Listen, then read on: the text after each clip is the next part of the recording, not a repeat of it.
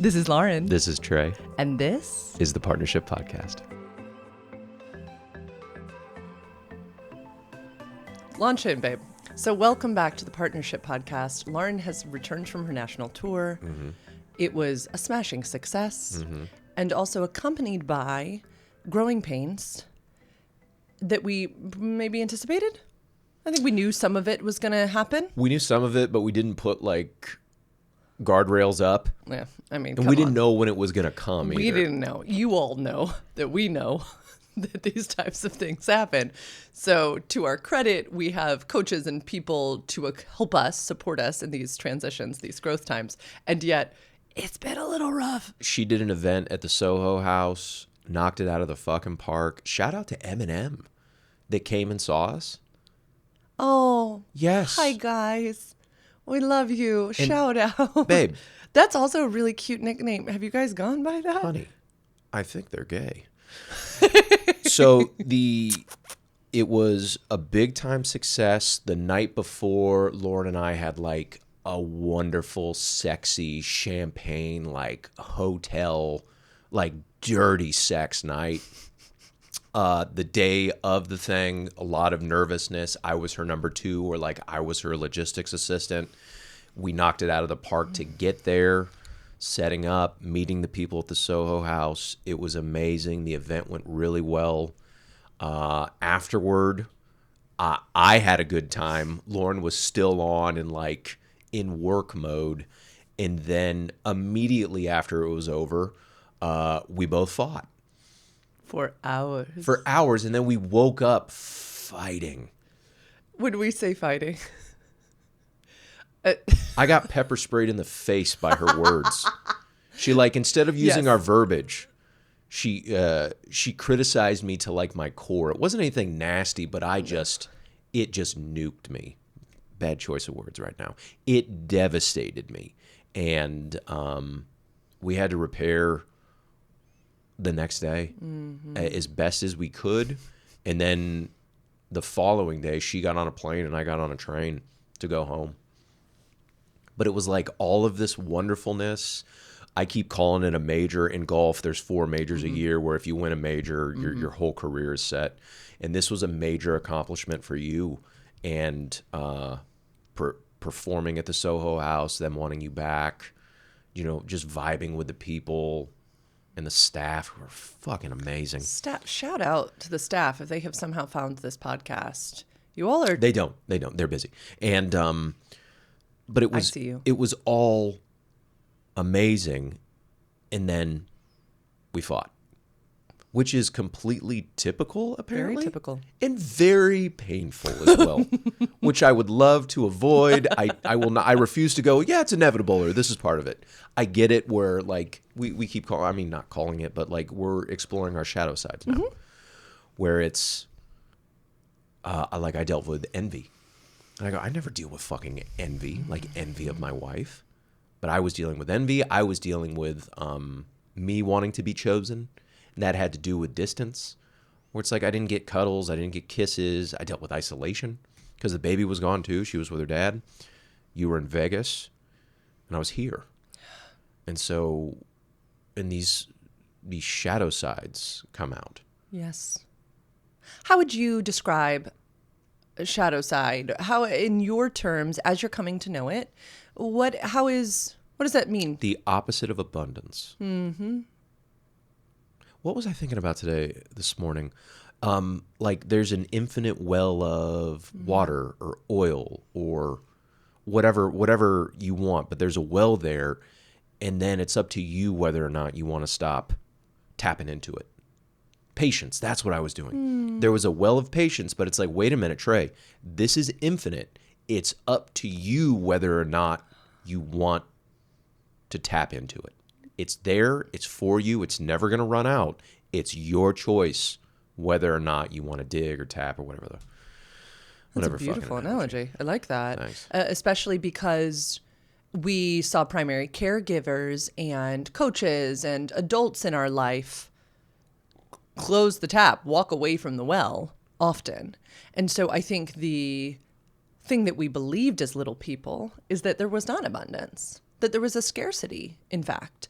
And I love that analogy because you wouldn't know it's abundant and a never-ending source unless you went over and looked and were like, wait a second, I could always have access to this thing. Yeah. Yeah. It's been a doozy, and yet some part of me, and I will stand in, there are elements of self-sabotage, I do believe here, elements of hitting my pleasure ceiling and not knowing how to expand into the pleasure, the abundance, the positivity. For clarification, you're talking about yourself. Myself. Okay. There is this thing that I have studied and I have felt it in my body at every growth point wherein so much goodness, it's like the tap is not only on, it's like gushing. And it feels like, wow, I don't even know what to do. I'm not aware that my pool is big enough to hold all that water, hold all that goodness. Baby, after your lovely event, tell us about the shadow feelings that you experienced. Yeah. So let me close out this thought. So I do think that some of this was self-sabotage. I do think also that there are elements of shadow that are making themselves known, herself known. And yeah, I'd love to share about that. So I am the oldest of lots of kids, 5. And we've talked on here before how a lot of responsibility was put on my shoulders starting at like 18 months old.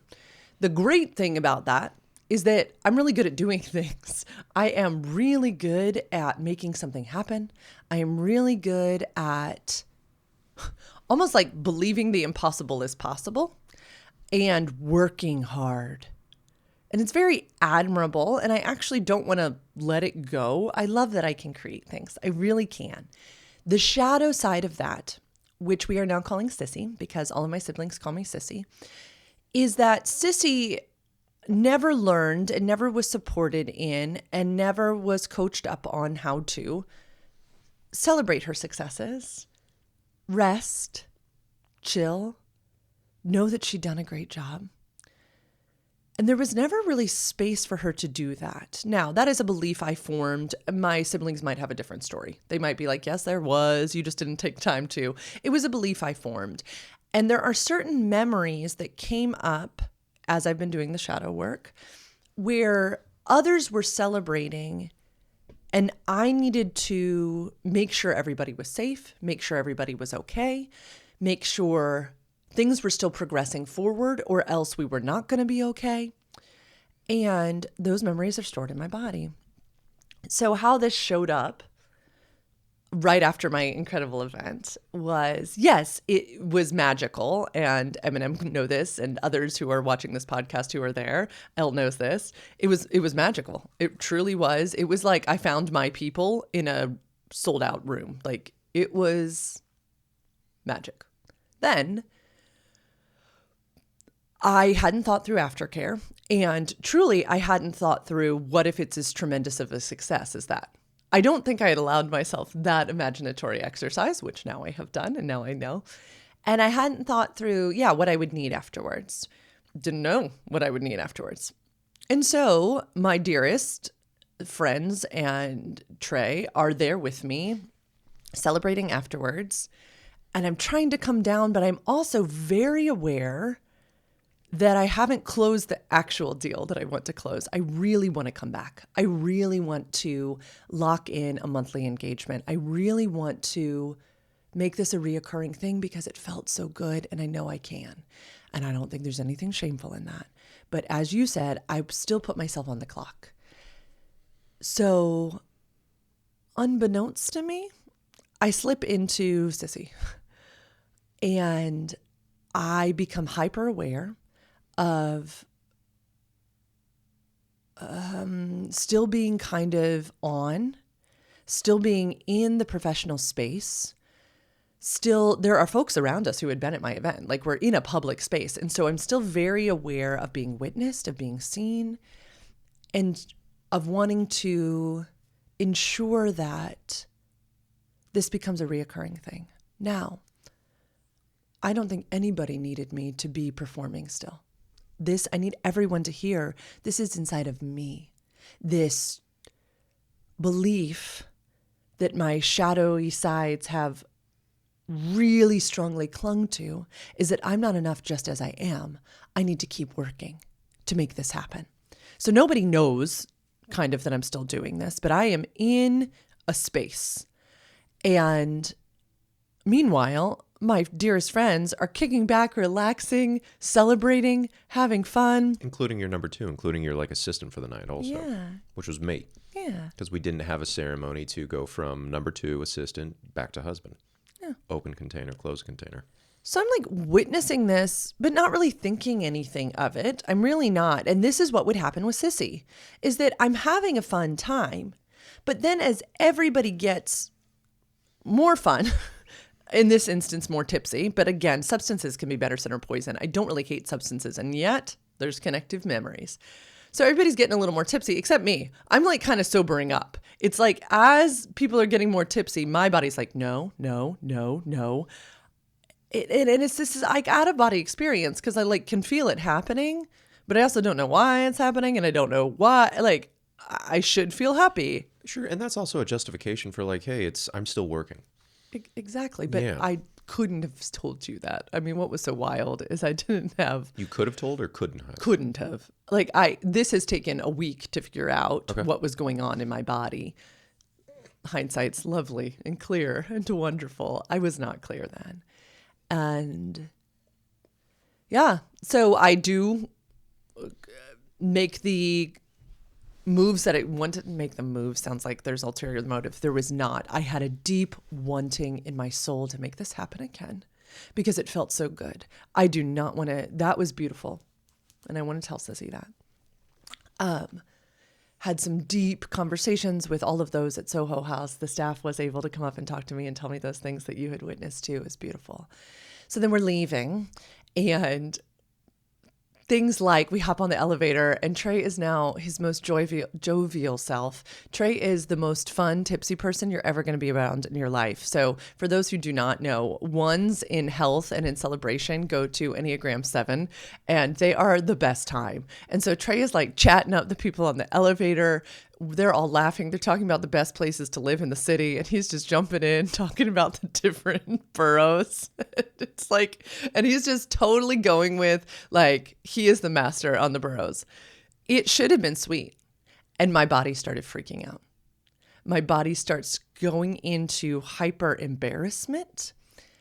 I need to overcompensate for everybody now. We get out into the street. He's ordered the Uber. I can tell that there's Ubers waiting there. I can tell he doesn't know if it's here or not because he's just having fun with our friends. This is not life-altering situations. My body feels like it's a life-altering situation. My body is literally screaming at me by the time we're on the street, danger, danger, run. And I'm like, what the heck? So I'm like, I need to get away. I need to get away now. I need to get us in the Uber. We need to go. This is wild. So we say our goodbyes. We hop in the Uber. We're driving. I try to say, hey, can I make you aware of something? My nervous system's really kind of starting to run away, starting to disassociate. And I think it has to do with substance because of alcoholic ex-husband. And Trey says, because Trey's Trey, and he asks great questions. Substance, like am I tipsy? Like what's making, do you think that I'm drunk? Like what is making you feel that way? And I did not, and I couldn't, whatever. I say, I think it's just your lack of self-awareness. That statement plunged a knife into my sweet, dear husband's belly. So you said your lack of self-awareness is concerning. Yep. Okay. Yeah. And so instead of using, and we circled back on this, instead of using our terms that we're used to, which is ouch, which is boo-boo, yeah, which is, hey, I'm feeling ouched right now because it's bringing up memories of me having to take care of my ex-husband when he got drunk, where like I had 4 drinks, so I was tipsy, but not out of control by any means. Not out of control by any means. So it was your lack of awareness is concerning, and it. I wouldn't say concerning. I don't think I'd use that. Your lack of awareness, and it basically just like a where it just the night it deflated everything in me. Mm-hmm. So anyway, I was already deflated. The was already in my body. Okay. And this, my friends, is what we are learning about of the shadow boxing idea. Because this is not, like as Trey's mentioning, right? We have terms. We have all of these things. I couldn't find them. I didn't have them. I was gone. Like even right now, dry mouth, thick throat, like almost like I can't swallow. Oh, I'm not happy right now. Like going back to those emotions, I'm not happy. No, and this is what I wanted everybody to see. Thank you for going here. I know it's not fun. It was not fun. And so I've talked about shadow on here. I've read lots of shadow books. I've read some shadow boxing books. I am currently reading this wonderful book, Romancing the Shadow, which we had talked about a month ago reading. And it was like, the saddest Uber ride back. And I went into investigation mode of like, what's mine to be accountable for? What have I done? Like, I'd be happy to take accountability. So I started asking a lot of questions, and then I got a lot of deflection of you're blowing it out of proportion. It's just the drunkenness, or it's like just that you're blowing it out of proportion. And then we get back into the room, and then it kind of starts to come out of I wasn't happy. I wasn't taken care of after the event. Like all of these things then start to come out, which makes perfect sense of why instead of using, hey, I'm feeling ouched right now because of the inebriation, it's all these other things that come out. And then it was like, I just felt betrayed. Of course. I need everyone to hear that Trey has every right to feel betrayed.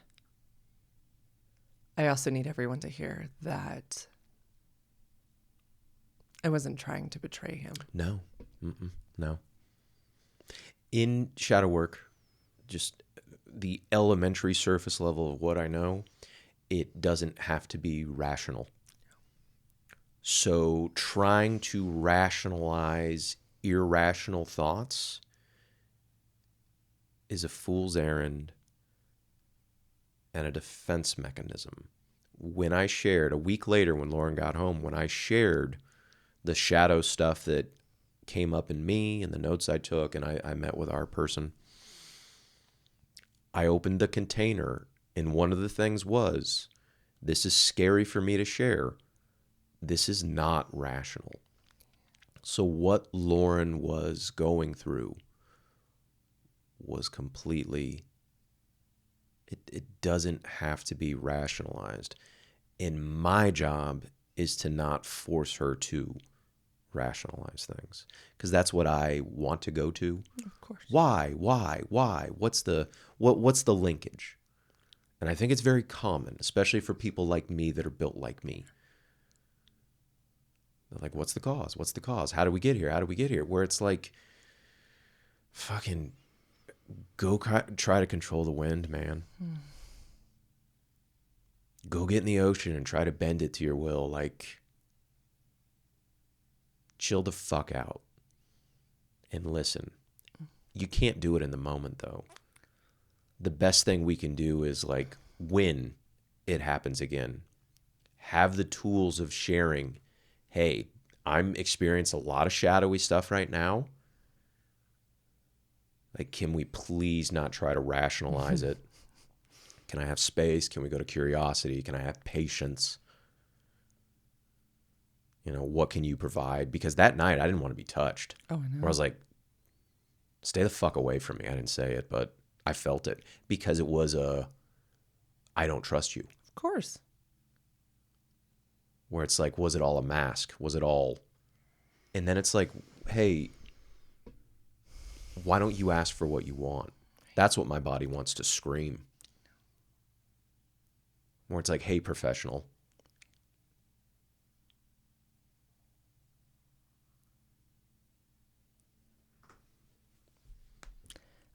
And meanwhile, my body is going to, this would be so much easier alone.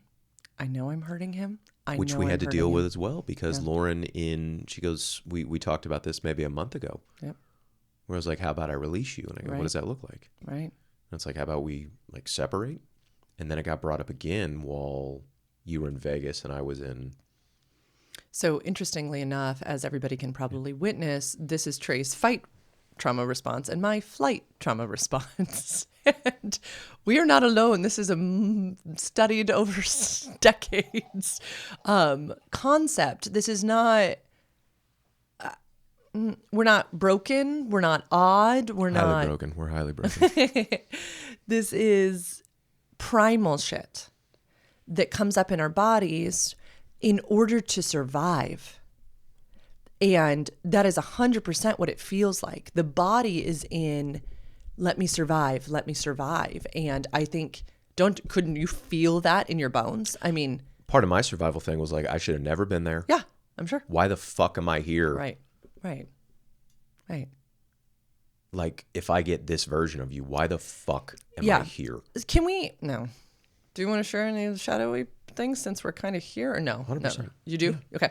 So, some of my shadowy bits were very much this idea of everybody gets to celebrate except me. Mm-hmm. Everybody's having fun. I'm the one who works. They rely on me to be the worker, and they get to play. And I'll never get to play. I just have to work. And that's all that I'm good for. And everybody only loves me because of my accomplishments. And there's no space for me. And everybody else also lets me down, right? Like, I have to take care of everybody else. Yeah. So those are my shadowy bits. And I need everybody to hear that is not true nor rational. That is not true nor rational. That is based in lived childhood experiences and in this idea of Sissy having to take on a load that she never should have had to take on. Okay? So those are unrational. And then my shadowy bits are Lauren gets everything she wants and I get to make it happen. I'm the help. Everyone gets the best version of Lauren, the version she wants to present, and I get criticized in an Uber.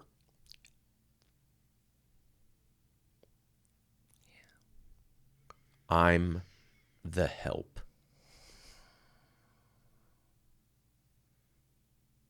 And it's easier just to shut the fuck up. And that's my mom. That was my childhood, my teenage years, and a little bit of my 20s. That's my mom, who I don't speak to anymore.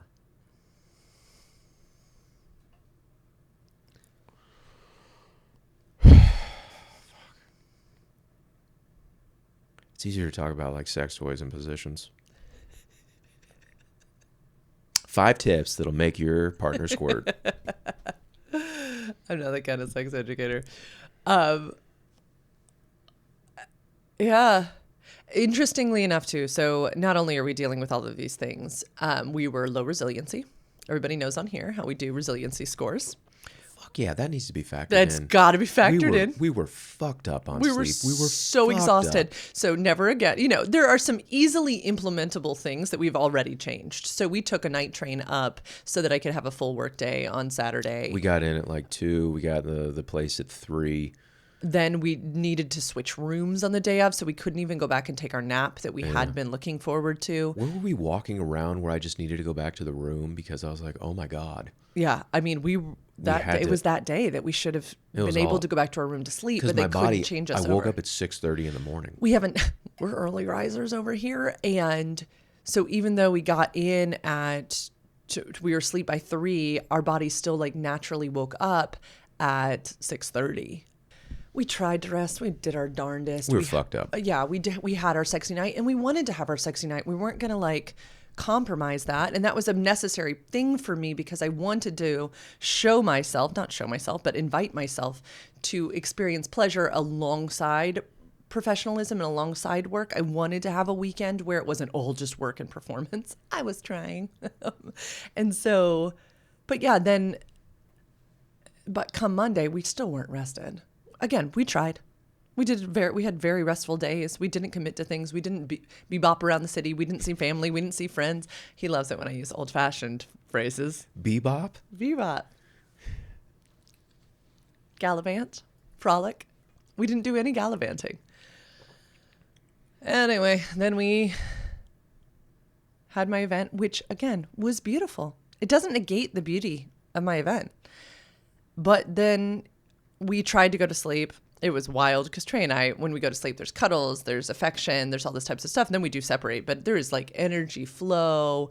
There's like beauty. And then we wake up. We're so excited to see each other. Our eyes popped up at like 5:45 in the morning, 5:30 in the morning. We were both just awake. And Trey was like, do you want to walk? And so I was like, yes. So we put our clothes on and we just started walking and talking. We got coffee. My Oura ring says we hiked 5 miles talking. It's the shittiest Central Park walk. It was gorgeous. The sun's coming up. People are running. Great Danes are there. There's fog. There's mist on the water. There's turtles in There's the water. turtles, which is interesting. Turtles are like my spirit animal that mean I'm on the right track. And Trey and I are both like, there's a turtle. And we're like, we know. It took about an hour and a half to come to a... I'm still so fucking proud of us because here's what we balance. never did. There was never yelling. There was never making the other smaller. Trey saying we were fighting. Fighting looked like sharing things and trying to get curious. But right now we know, like, let's not get curious about irrational shadows. See, our fighting is fun where, like, someone else could see the two of us in silence walking and know to stay away. That's our fighting. Where someone would know to, like, I will not approach them. And then we'd like hike a rock in Central Park and find a moment of clarity and be like, this felt like this. And then the other would go, I understand. And then we'd walk and one of us would be like, wow, I really need to use the bathroom. And then the other's like, oh, look, that bathroom's open. I mean, we were still, and then we'd talk about dogs and how they look like they're people. And then we'd go look at a performing center. There was no me. Or Trey would be like, okay, you lead. I just want to follow. It was still very amicable. But we know when our nervous systems are off. We know when there's no energy flowing between the two of us. Blah. And we also knew that there was only so much repair that was going to go on right then and there without our people. We also know that we have coaches and help. How did we come back to each other? I remember this. We were at the tail end of our walk, and I wanted to be like heard and recognized that, like, what you said rocked me. And then you wanted to be heard and recognized that what I did rocked you. And then in my mind, it was like, yeah. Yeah, I think we both could do that. It's like, yeah, I remember the point. we can kind of both acknowledge that. You said, what did you want to happen? And I said, I wanted, in all of my, haze, to say, I am feeling feelings of fear right now. Yeah. And for you to say, oh, I'm so sorry. Is there anything I can do to support you? And I would have said at that moment, no. I just wanted you to know about it because you can probably feel the energy difference. The night of or the moment of? The moment of. Okay. And you said, oh, that's all you wanted? And I said, yeah. I didn't need you to do anything. And you had done nothing wrong. I just had wanted to make you aware of the feelings in my body because I knew you'd be able to pick up on it eventually. And you went, oh, okay. Like, I'm sorry. Like, you were very sweet. You were like, oh, okay. I hear you. And then you said that statement cut me to my core. And I said, I think I apologized for it. Or I said, would it feel nice to apologize for it or something? We had a little moment and you said yes. And I said, I am deeply sorry for those words. It was not my intent at all, but that does not negate impact. And I am deeply sorry. And they were both like, Okay. Wow, that's all. I mean, it was like at the end Yeah, of it was right 5 at the tail end. miles. And it took it took the pressure off or the tension off for sure. Yeah. Then we got back in the room and I asked if I could lick her pussy. 5 minutes, a 5-minute taking. So I requested a 5-minute taking of oral sex. And this was for me where it's like, I don't care. I just want to make out with your vulva. What? I'm just smiling. Okay. I'm just saying. And that Good way to really, restore a relationship. That really helped me out. Because it can't talk back. So. And then what do we Did we have sex after that? Yeah, we did. Because then I was like, oh, that's really lovely. That Eventually, was, yeah. like, Eventually, there just can't be. I had a fantastic orgasm. Yeah. Eventually, they're just. You got to stop talking. Eventually, you have to stop talking. God damn, we talk so fucking much. And I think, and this is where, we have been doing so much shadow work now, and Trey had a one-off with our person, and we're going to have a couple session with our person next week because, yeah, this stuff happens. This stuff happens. And especially when you're in a new situation, we prepared as much as we damn could. We did a lot of work to be ready. And now next time will be better. It was the fucking first time. Yeah, it was an FFT. And also you have to circle back to we're allowed to make mistakes. Yes. We take accountability. This wasn't a intentional. This wasn't some type of premeditated, like I'm going to get her now or I'm going to get him now. This wasn't a huge violation as far as lying, cheating, stealing, hurting someone else, hurting ourselves, hurting each other.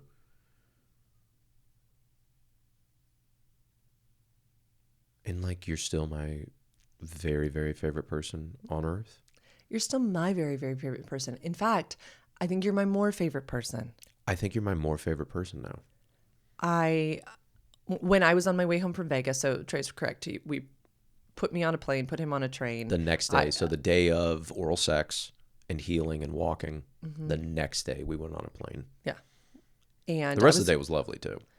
Yeah. When did we split and go our separate ways? Not till after lunch. We had lunch together. So around noon. Oh, because I went and met colleagues. That's right. Yeah. I was like, I did still do something. I went and met colleagues. That was lovely. And my sister. That's right. Okay. And then we came back. We saw each other. We gave kisses. We went to our separate. You went to comedy and I went to a show. That was right. That was great. Shout out to Joe at the stand. What a boy. Shout out to Sunset Boulevard. It was awesome. And then it won the Tony. So that was fun. But then we were apart for a week, which wasn't ideal. Honestly, wasn't ideal. No, it was bad. Not ideal. We can do it, which I was really proud of us. We did it. We have to recenter together. Like we have to heal together. It's you could do it over FaceTime, but fuck, man. No, so we kept it very loving over FaceTime, very slutty over texts and stuff like that, and kept the repair for in person. And I think Which we had a couple combos. It's hard to do if you have to space it out over a week. Yeah. And I was also menstruating while there. And so there was also... You started your menstruation process while at the Soho House too, yeah? Yes, it was the days before. Yeah, exactly. Which always has to be factored in. Always does. That I am in a low resiliency place because of that. My body is wanting to kind of go internal to let go and cleanse and edit for the month. We love this. We know we talk about this on here. And that's just what it was. And I was just in a place. And it was also, I just deeply believe being leveled up. I knew it. Like I knew. Talk more about that. So I've been equating it to when you're playing like Super Mario or something and complete a level? Is that what how you phrase it? And then you level up, you're at the next level. But you don't know the terrain. You don't know where you are. And so you go a little bit, you jump on the mushrooms, you go a little, and then you die. no, because you're unfamiliar with the new landscape. You're unfamiliar with the new level. And I just had this deep knowing that that things are opening and becoming and expanding for me.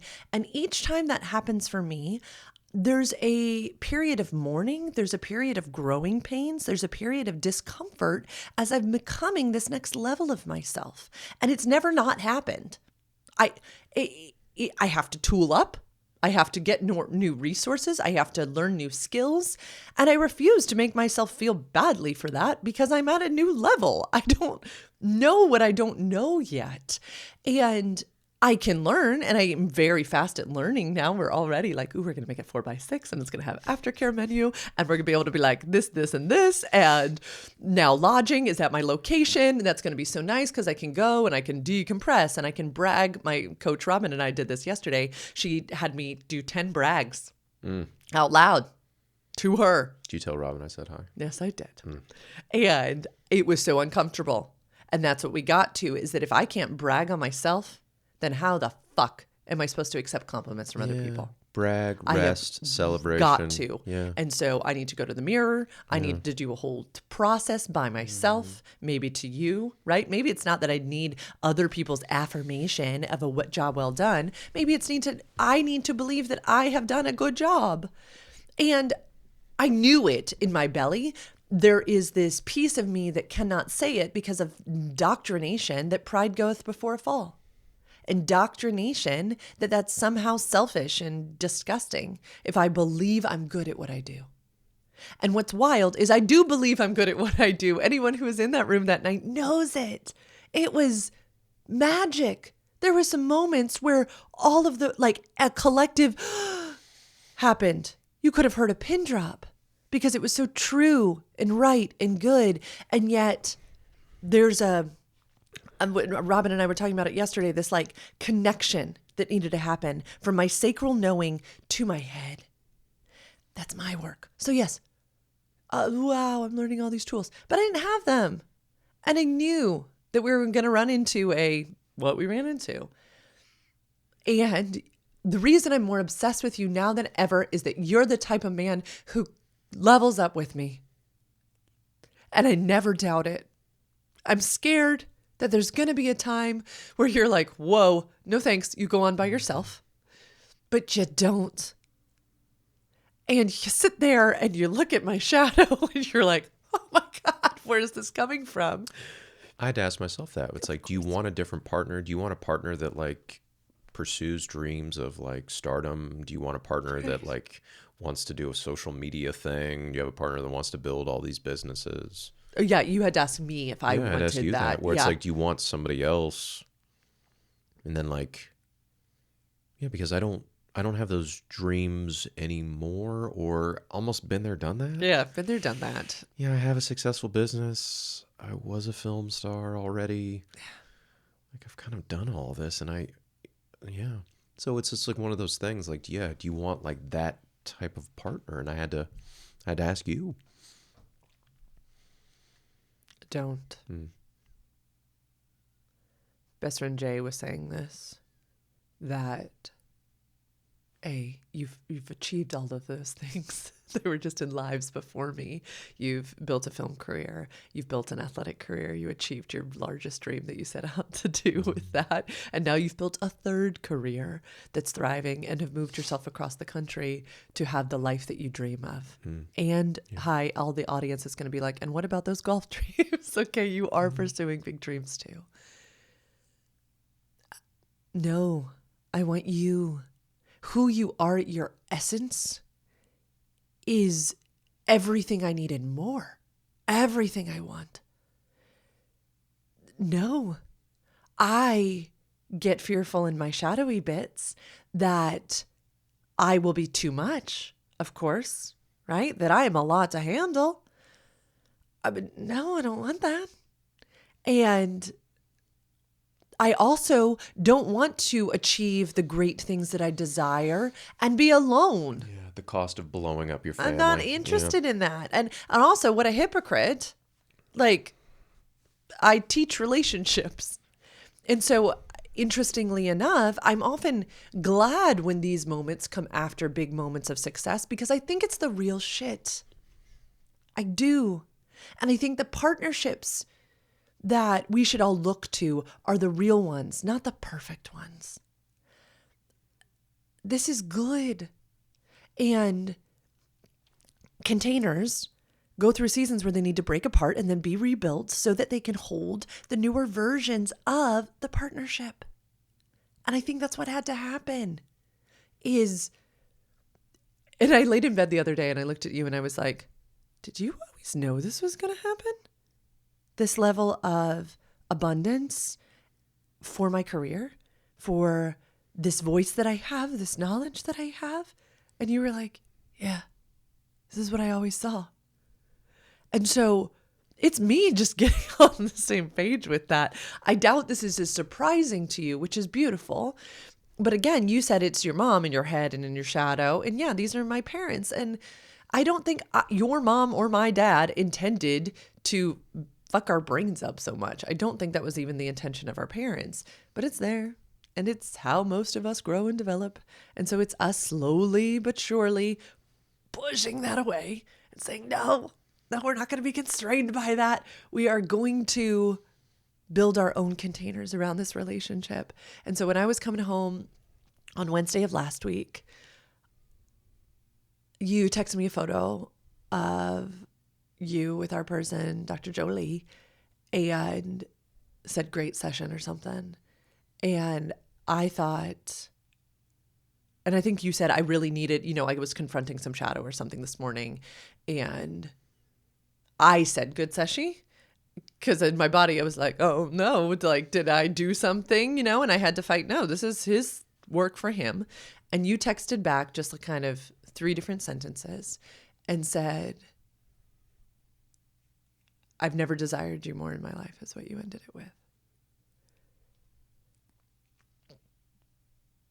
You're my dream man. I don't care about someone's fucking career. That's what I want. And I choose you so deeply. And I choose partnership with you because I want a man who can understand when he's shadowboxing with me and can call it out and who can level up and talk about these things and who builds fucking containers for me on Sunday mornings for us to share our irrational shadows and then closes containers and gets excited about laminated 4x6 cards with me of aftercare menus for my next speaking engagement and doesn't even say to me, yeah, next time I don't want to come. Says to me, oh, no, next time I'm there. And we're going to do that again. And I am excited to go again.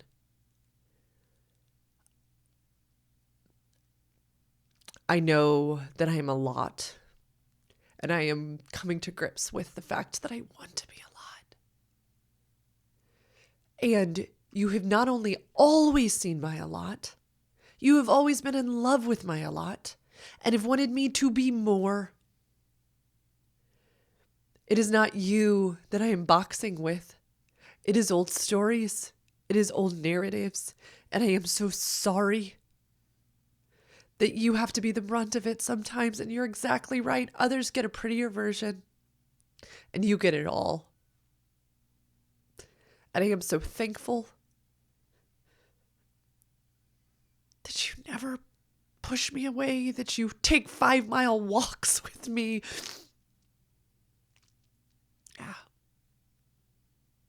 That you meet me again and again and again. To me, this is what love is as action, not as a feeling, as a powerful choice. And it's healing. And I'm so thankful. And I think it also heals community and heals the world. Because all of us have shadows. All of us have shit. All of us have past beliefs. And the truth of the matter is no partner out there is going to be better for me. There is choice that you and I get to make here. Thank you. Thanks for coming to this episode of the Partnership Podcast. I'm incredible. tried that hard in a long time. Please keep in mind, these are opinions, lived experiences, stories. Take what you like, leave the rest. You have a right to informed decision-making and self-determination. If you want to talk with me, it's a very bad time to pitch my work. You can go to sexedforyou.com/free consult. We talk about a lot of these types of things. My models of education and coaching are very non-hierarchical, are very real. And if that's something that you're interested in, I'd love to chat with you. Again, sexedforyou.com/free consult. Oh, have a wonderful day, and we'll talk to you soon. Bye-bye.